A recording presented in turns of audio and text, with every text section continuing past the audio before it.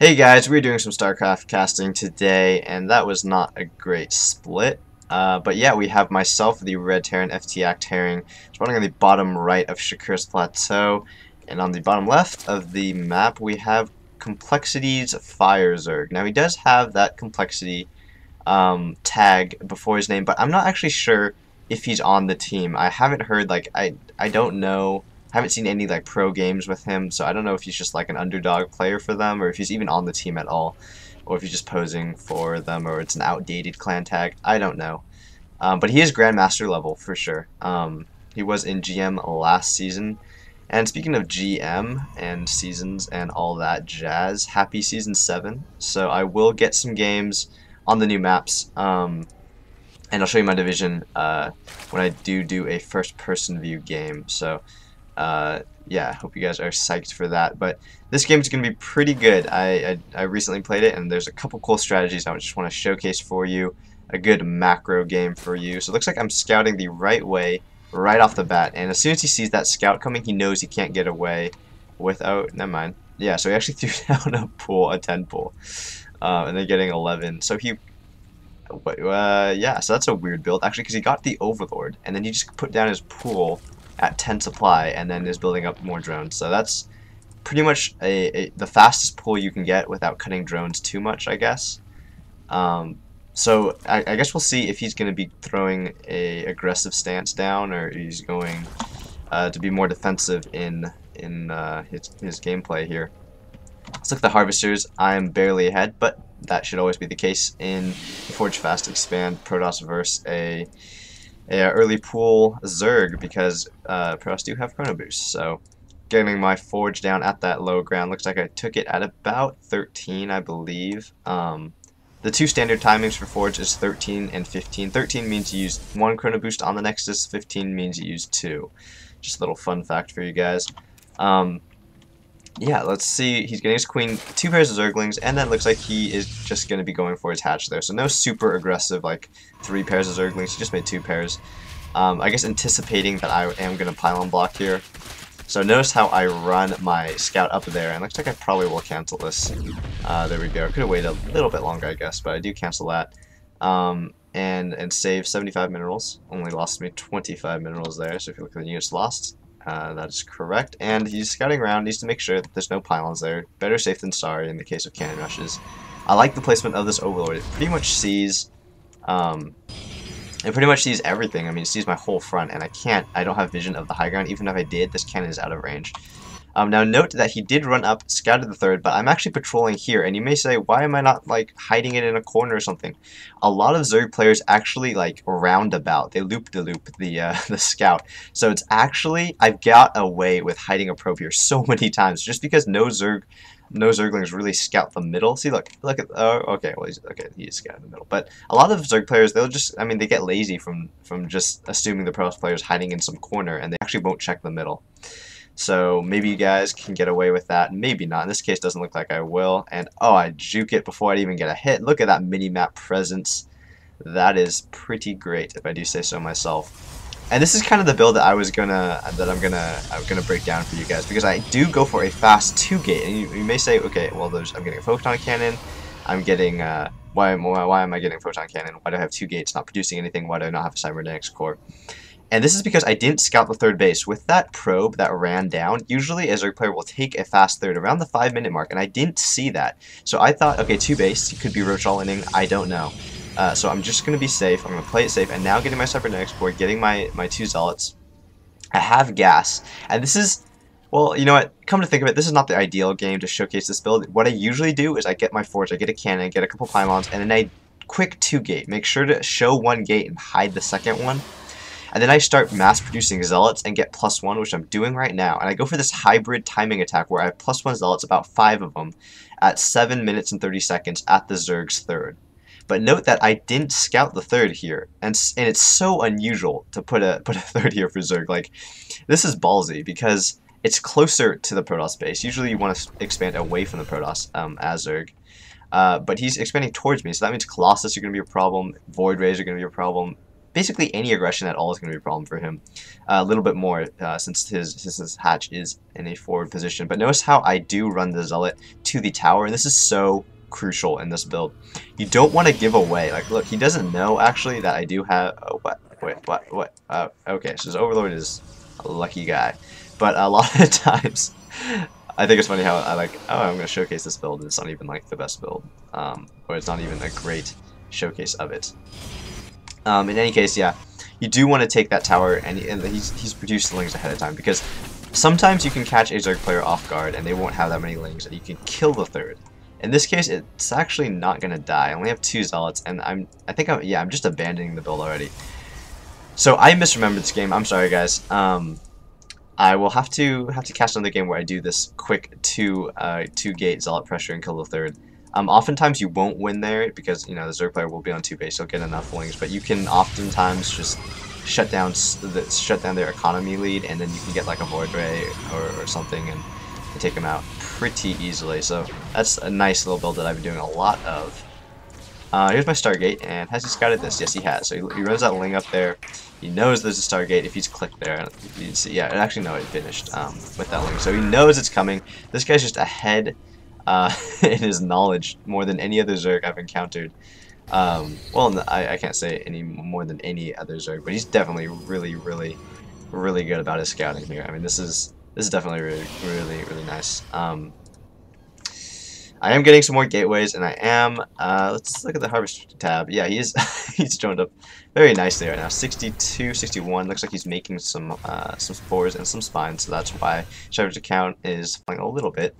But I'm taking advantage of the fact that he made those Zerglings so early, because even though I didn't actually do damage with my push out, and notice that those with +1 2-shot lings, so they just like mauled that army.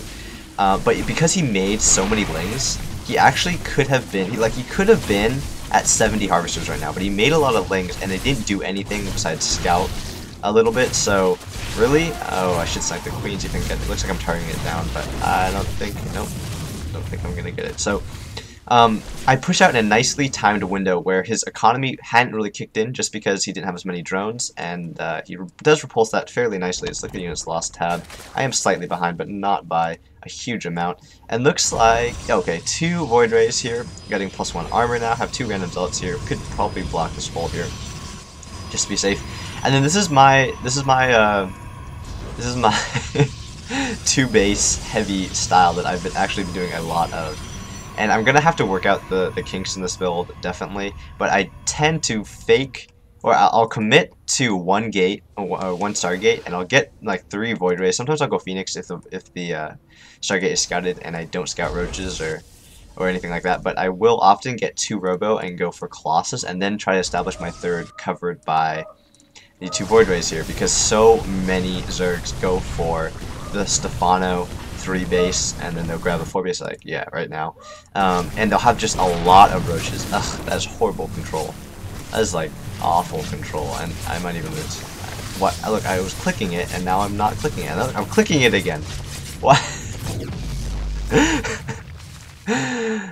Okay, if you guys are thinking, wow, Herring, you suck extreme amounts in this game, that would be a correct statement. That would be a correct statement. So, don't worry, guys. It's still an epic game. I promise. I promise. I know I've hyped it and it hasn't delivered yet, but it will.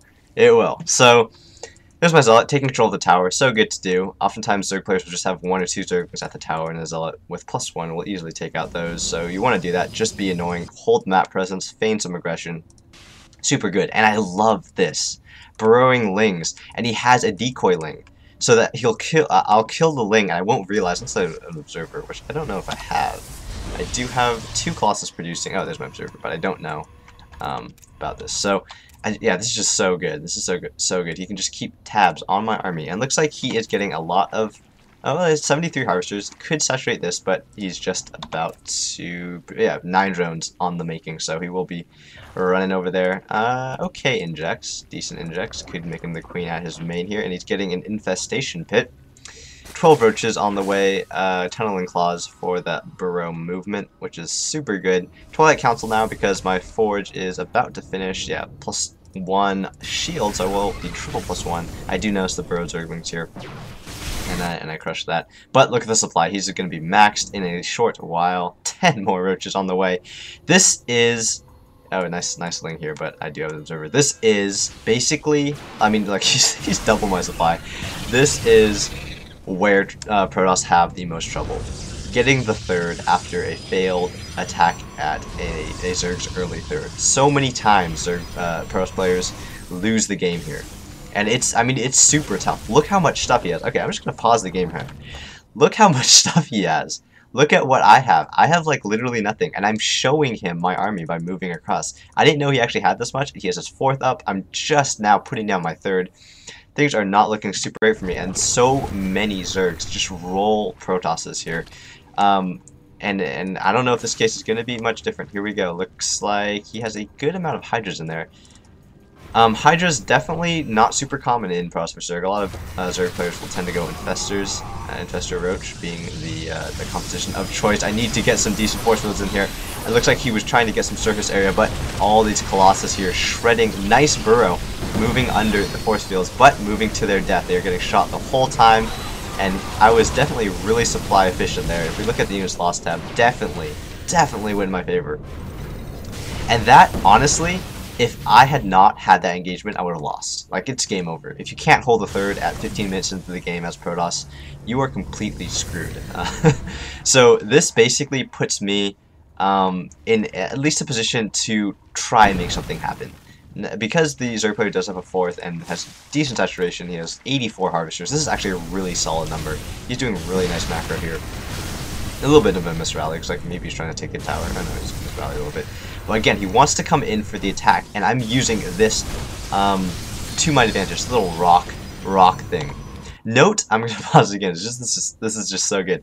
If I had taken a 3rd here, and note they just have a ling here to monitor that. If I had taken a 3rd here, I would lose.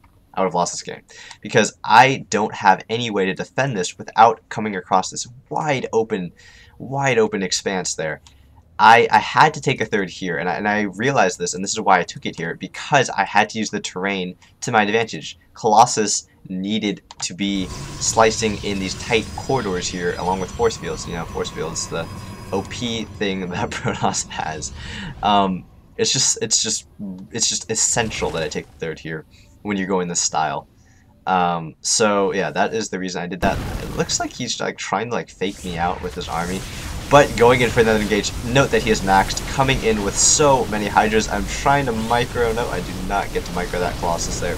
Losing Void Rays, putting up Force Fields. Note I didn't put Force Fields up super early because my Zealots were actually in the front. My Zealots all died, but I have so many Colossus, microing that one a little bit. And I absolutely destroy everything. Take out the Changeling. Looks like I'm just going to finish off this Observer here, but look at the units lost tab. This is why, well, this is why Hydras suck. This is why you don't build Hydras. But also, this is why you should go Infestors. I mean, he had so many Roaches, and they're 1-1. I am 1-1-1, so upgrades are to my advantage here, but he has no Spire, he has no Corruptors. He's just trying to brute force destroy me, and it hasn't been working. It has not been working. So I put down a nice force field. There we go. Perfect force field there. Looks like I'm trying to micro. And he doesn't even kill the Colossus. You would have sniped the Colossus, but he would have lost like all of his Roaches here. So I don't know if that's really worth it. I have just... Okay, these Colossus are the VIPs of this game. 20 kills, 13 kills, 17 kills. These guys have been super great. Super great this game. Looks like I have +3 attack on the way. And this is why you get those 2 robotic facilities.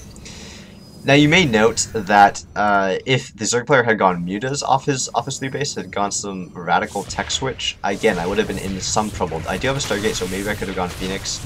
But the thing about this build is it's the anti-Stefano style. This is basically what it is. A nice force field there. Oh, but perfect burrow.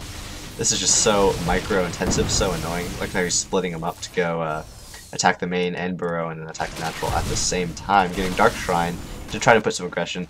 One thing I would like to see from our Zerg player is to get a 5th expansion. He doesn't have, I mean, he has this super oversaturated. Could take a 5th easily right now. But with these engagements going completely my way, it looks like I'm back in this game. In fact, yeah, I would say we're pretty even. I might even have a slight advantage because my supply count is even. Units lost tab is so much in my favor, and he doesn't have a fifth, so he needs to get a fifth. He's not out of this game, and I'm trying to get a fourth here, and this Ling is being super annoying. Yeah, Roach is moving across the middle of the map. It looks like they are going to try to go for another counter. Need to block this in. Do you have some stalkers back here? And looks like he's just gonna go for these really annoying counterattacks, but they're not being super effective. Nice force field. They're not being super effective at all. Nice. Oh, his burrow is just. Well, I do have Observer Sting right above the army, so maybe not the most effective thing. I would like to see him attack my third while my whole army is over here because I'm a noob and I don't know how to split up my army. And now getting his fifth, but a little bit late. Or actually, that is actually a bit late. That is definitely something you want to work on. To his credit, he's getting Broodlords. He does have Hive. He does have a Greater Spire done. Getting Broodlords right now, more Corruptors, and getting a Roach to spot my fourth there. But I just have I'm ahead supply. I just have so much stuff. Yeah, this is what happens when a player goes for a Stefano style play, which is super common. But this is my best counter. This build is my best counter to that. And I know a lot of Pro players have been having problems with the fast 3 based Roach play, and this is kind of just demonstrating what you can do against that. Yeah, another thing to note, this wasn't really the best case scenario because ordinarily my 5-gate pressure really does take him by surprise and oftentimes kills the third. In any case, looks like his Broodlords are raining down hell across my Stalkers who don't even have Blink, but I'm just scoot and shooting right under them, and I'm hitting him at the perfect time. He had Corruptors and no Broodlords. Well, he had like 5 Broodlords, but I just killed like half of them. And his spine crawlers are nicely positioned, as in like out of position because I actually killed a bunch of them. But I am wary of jumping into the fray here. Looks like he kills every single Colossus, and I am getting Blink. In fact, I think Blink just finished, so there we go. Blink is done. We're running in with this nicely timed assault, and this was just the perfect timing window here. I mean, what this game, yeah, he does GG. What this game came down to is me being a step ahead of the opponent. If I had, well, first of all, he could have won killing the third if he had engaged a little bit better and maybe been a little bit more patient. Maybe split up his army, gone for like a counter in 2 directions there. Definitely would have made a difference. But I just knew the timings. I knew that Broodlords is a distinct possibility. Having noticed all of these spine crawlers. Whenever you see spine crawlers, guys, that means Broodlords. Basically always. I don't think there's a case where a spine wall like at the 20-minute mark doesn't mean Broodlords or Mass Infestor or something like that. So I knew I had to strike, and it turned out I struck at the exact time I needed to before he get a critical amount. If he got a critical amount of Broodlords, this is so important because I would have not been prepared. I didn't have Blink. I had 1 Stargate. Usually you want 2 or 3, and you want a Mothership for sure. It would have been a world of trouble. So just a great game sense, and yeah, hope you guys enjoyed it. This is what you do against the Stefano style. I know a lot of Zerg players don't Stefano style anymore, just because pro players are trying to figure it out, but so many do still. So yeah, hope you guys took something from this game. Comment, rate, subscribe, thumbs up, and I will have more videos soon.